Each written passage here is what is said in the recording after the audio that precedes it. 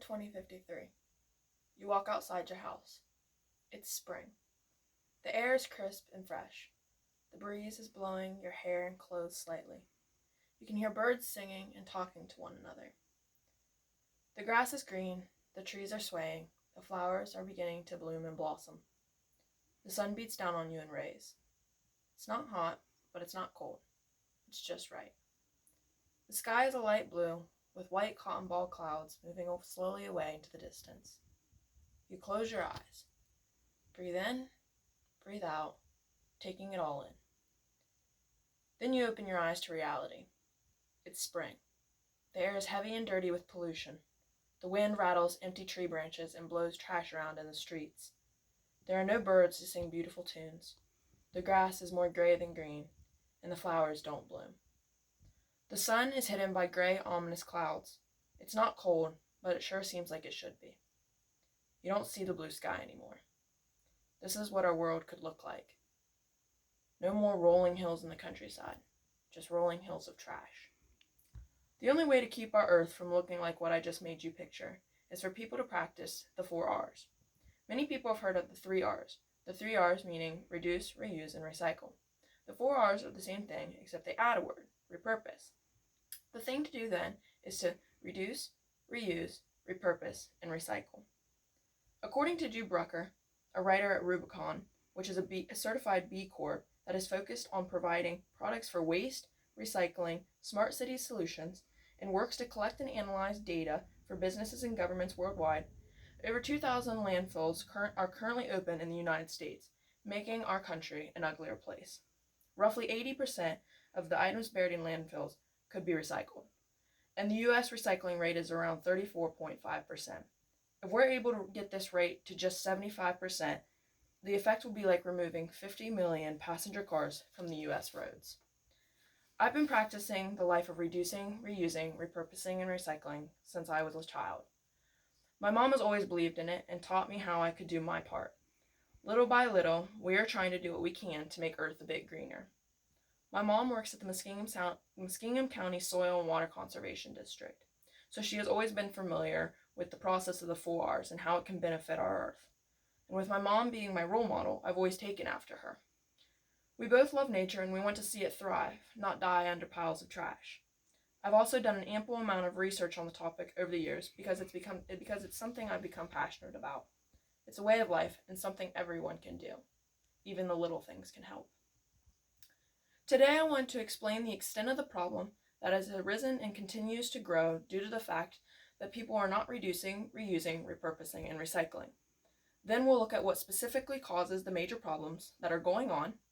And lastly, we'll look at what you yourself and everyone can do to try and minimize the growing and ongoing problem as much as possible.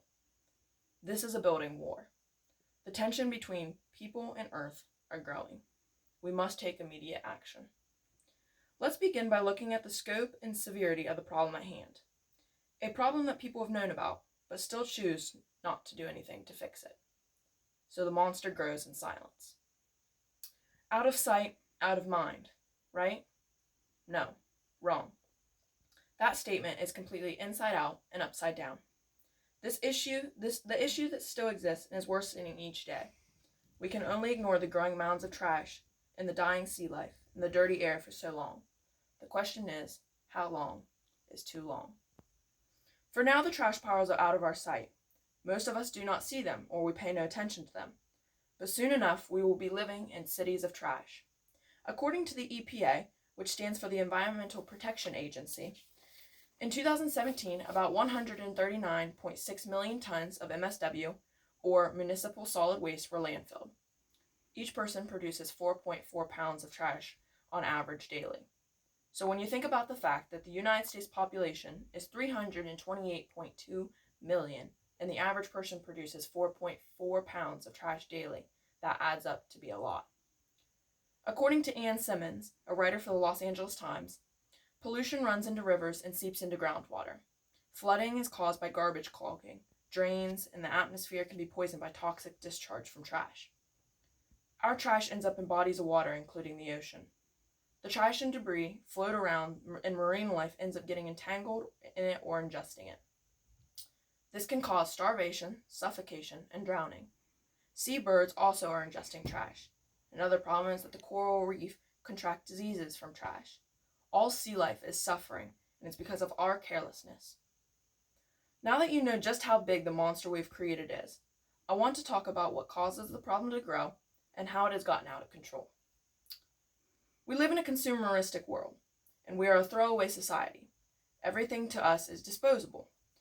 The process is to buy it, use it, get tired of it, throw it away, buy a new one, and repeat. But once we throw it out and the trash truck picks it up, we don't think about where it goes. Or maybe you didn't even throw it in the trash can. You resorted to the side of the road, where it will lie for years. A growing mound of toxin to the earth. But if it disappears to us, we don't seem to care. I want you to take a moment and think about how many packages you receive in the mail, because I'm sure a lot of us shop online.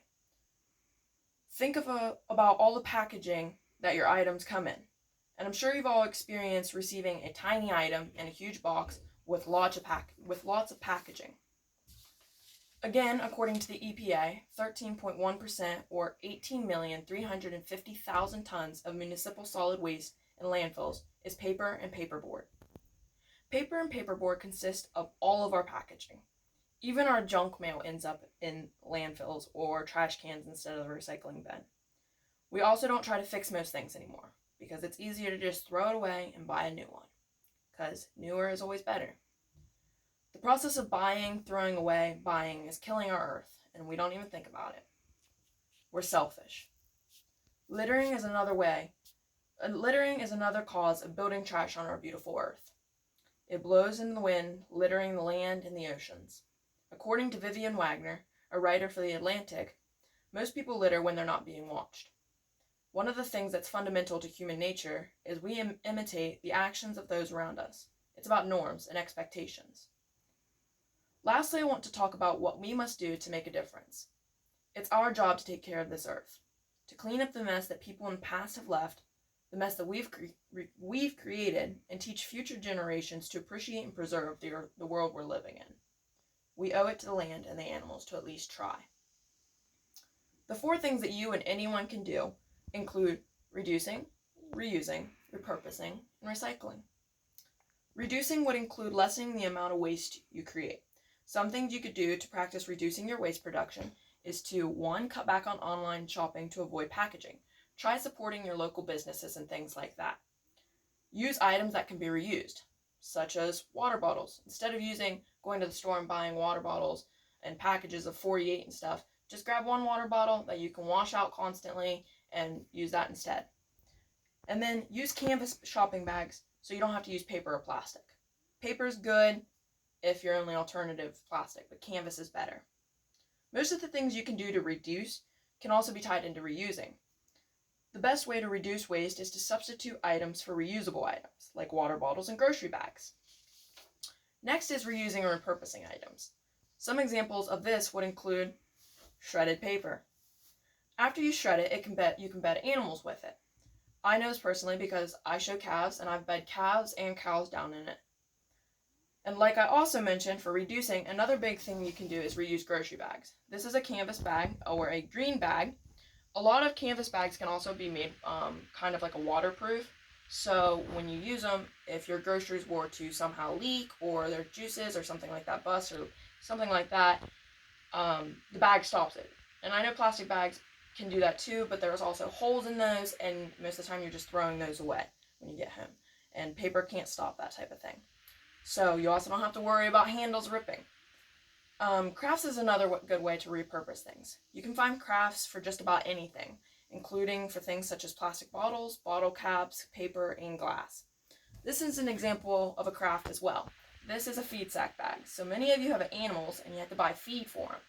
This is another almost waterproof type bag because most of the bags of food that you buy have this it's like a plastic material that they're made out of. And some bags are actually made out of recyclable materials. But then it's really easy instructions to just sew a feed sack bags. And you can carry about anything in those as well because they're pretty sturdy. The last of the 4R's is to recycle. In many places, cities offer curbside recycling services. You get a blue can with a triangle symbol on it of arrows, and you put your recyclable materials in the can. Then someone collects them every week. It's as simple as that in some places. In other places, like country, it doesn't offer curbside pickup. But you can still find recycling centers in your community. They're always there, you just have to look for them. According to Jana Palliser, a writer and consulting editor for Science Scope, after collection recyclables are sent to material recovery facilities where they are cleaned and sorted. They are then moved into manufacturing stage where they are converted into a product that is either completely or partially made of recyclable materials. If we continue to recycle our products, it can be used to make things over and over and over again to make new ones. It actually takes less energy to take recycled materials and make new ones than it does to make a completely new item. In conclusion, I hope you now understand the problem caused by the lack of reducing, reusing, repurposing, and recycling. There is absolutely no excuses nor reasons for people to continue to ignore the problem. The time has come for people to act, for everyone, including you, to do your part. It's time for us all to start caring a little more. The earth is what we make it, and right now, we are choosing to destroy it. We get one chance, and this is what we're doing. If you want to walk out your front door or look out your window in the future and see a beautiful, thriving earth, then we must take immediate action to work to clean up the mess we've already made. Save the earth by reducing, reusing, repurposing, and recycling. Together, we can be the difference.